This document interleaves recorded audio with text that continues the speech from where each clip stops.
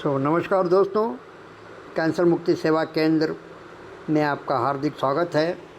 जैसा कि हमारे प्रीवियस वीडियो में हमने आपको कुछ पाथवेज के बारे में बात करते समय बताया था कि कैंसर को कंट्रोल करने के करीब 3 मुख्य रास्ते बताए थे और उसी में हमने पाथवेज का जिक्र किया था।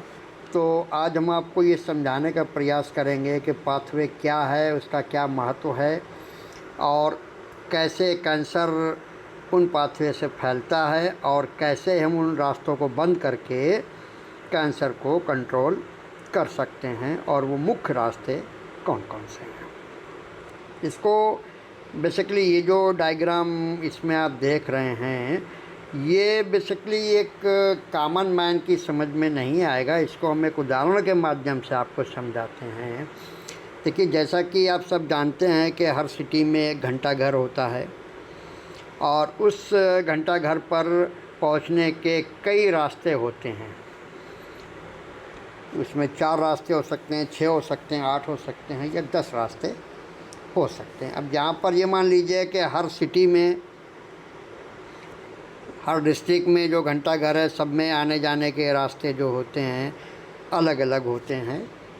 तो उसी प्रकार हर प्रकार के कैंसर को कंट्रोल करने के या उनके फैलने के अलग अलग रास्ते होते हैं, जिनके माध्यम से ये कैंसर आपस में, जो कैंसर सेल हैं, वो एक दूसरे से बात करती हैं और दूसरे स्थान पर वो मेटास्टेसिस होती हैं।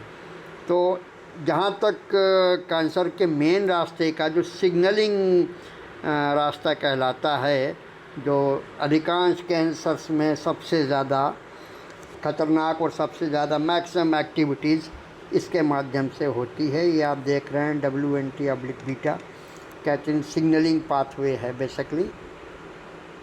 यदि कैंसर सेल में आप इस रास्ते को ब्लॉक कर दें, बंद कर दें, तो ये जिस स्थान पर है, अर्थात आपको स्टेज 1 में मिला है या स्टेज 2 में मिला है, जिस स्थिति में आपका कैंसर आपको पता लगा है, यदि इस मार्ग के ऊपर, इस पाथवे पे आप कंसंट्रेट करेंगे तो आपका जो कैंसर है वो जहाँ पर है उसी अवस्था में रुका रहेगा, आगे नहीं बढ़ सकता। इसमें बेसिकली जो है ट्यूमर किस प्रकार बना हुआ है, ट्यूमर की ग्रोथ कैसी है, कैसे करना चाह रहा है, मेटास्टेसिस होने में, ये सारे के सारे रास्ते में जो मुख्य रास्ता है उसका योगदान इतनी एक्टिविटी में रहता है। उदाहरण के लिए adrenocortical carcinoma, ovarian cancer, glioma, colorectal cancer, breast cancer and renal carcinoma, इसमें सबसे ज़्यादा योगदान इस मार्ग का रहता है। यदि इसको आप कंट्रोल कर लें, इस पाथवे को आप स्टॉप कर दीजिए, तो आप अपने कैंसर को तत्काल वहीं के वहीं रोक सकते हैं। वो फर्दर मेटास्टेट नहीं हो सकता। मुख्य रूप से जो आप ये येलो कलर देख रहे हैं, आगे जब हम लोग हेड एंड नेक कैंसर की बात करेंगे तब उसमें आपको बताएंगे। देखिए, अधिकांश बल्कि लगभग सारे कैंसर में ये PAK1/2 बेसिकली एक, हमने पहले ही बताया था, एक मुख्य रूप से एक प्रोटीन होता है, बहुत छोटा सारा। ये इसके आने का एक रास्ता है कह लीजिए। तो यदि आप इसको बंद कर दें, ये हेड एंड नेक कैंसर में सबसे अधिक ये बनता है। हालांकि सभी कैंसर में बनता है, लेकिन सबके सापेक्ष में ये हेड एंड नेक केस में या ओरल कैंसर्स में सबसे अधिक बनता है। यदि आप इसको कंट्रोल कर लें तो आप अपने कैंसर को रिवर्स कर सकते हैं। हालांकि इसमें और बहुत से रास्ते, देखिए, ये ग्लूटामेट का एक रास्ता है। लोग कहते हैं कि चीनी मत खाइए या ये ना खाइए, वो ना खाइए। यदि आप चीनी नहीं भी खाएंगे, मीठा नहीं लेंगे, तो कैंसर सेल को तो अपना भोजन चाहिए। वो ग्लूटामेट जो चीज़ है उसके ऊपर वो आपका स्विच कर लेगा और एनर्जी को वहाँ से प्राप्त कर लेगा।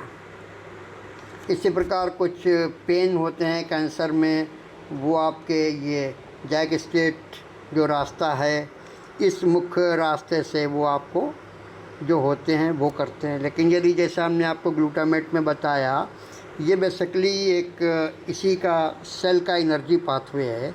यदि आप इस एनर्जी पाथवे को बंद कर दें, इनहिबिट कर दें, तो कैंसर अपने आप मर जाएगा। यदि आपको खाना ना मिले तो वो, जैसे आपने सिटीज़ में देखा होगा कि पुलिस वगैरह जो होते हैं किसी वीआईपी मूवमेंट के लिए रास्ते को ब्लॉक कर देते हैं, तो आप खड़े रहते हैं वहाँ तक, आपके टारगेट तक, यानी कि कैंसर सेल जो है वो खाना अपने तक नहीं ले सकता और अंततः वो मर जाता है। यदि ये प्रक्रिया आपकी समझ में ना आई हो तो आप हमें फ़ोन के माध्यम से, व्हाट्सएप के माध्यम से या मेल के माध्यम से इससे संबंधित किसी भी कैंसर का कोई भी प्रश्न पूछना चाहें तो आप हमारे दिए हुए नंबर पर कांटेक्ट कर सकते हैं। Thank you, have a nice day.